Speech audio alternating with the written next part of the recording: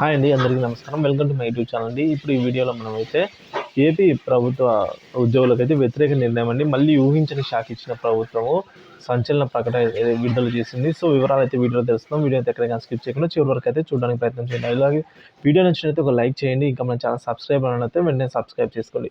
ఇంకా వివరాల్లోకి వచ్చినట్లయితే తక్షణమే మున్సిపల్ టీచర్ల బదిలీలు చేపట్టాలని ఉపాధ్యాయ రాష్ట్ర సంఘాలైతే రాష్ట్ర ప్రభుత్వాన్ని డిమాండ్ చేస్తాయి. దీర్ఘకాలికంగా పెండింగ్లో ఉన్న టీచర్ల బదిలీలు, పదోన్నతులను వెంటనే చేపట్టాలని ఆంధ్రప్రదేశ్ ఉపాధ్యాయుల సమాఖ్య రాష్ట్ర అధ్యక్ష కార్యదర్శులు హృదయరాజు మరియు చిరంజీవి కోరాలండి. మరి బదిలీలు, పదోన్నతులు అయితే అన్యాయం చోటు చేసుకుందండి. పురపాలక టీచర్ల ఆమోదం లేకుండా సర్వీస్ రూల్స్ ఎలా తీసుకొస్తారని పురపాలక ఉపాధ్యాయుల సంఘ రాష్ట్ర అధ్యక్షుడు రామకృష్ణ మండిపడ్డారు. పాత రూల్స్పై హైకోర్టులో కేసు ఉండగానే కొత్త ఉత్తర్వులు ఎలా ఇస్తారని ప్రశ్నించారు. ఈ నిబంధనతో బదిలీలు, పదోన్నతుల ఉపాధ్యాయులకు అన్యాయం జరుగుతుందని అయితే ఈ విధంగా పేర్కొన్నారండి.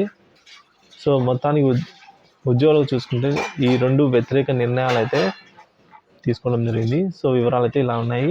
వీడియో నచ్చినట్లయితే లైక్ చేయండి, షేర్ చేయండి. ఇలాంటి మరిన్ని ఇన్ఫర్మేటివ్ వీడియోస్ కోసం మన ఛానల్ అయితే సబ్స్క్రైబ్ చేసుకోండి. Thank you for watching this video.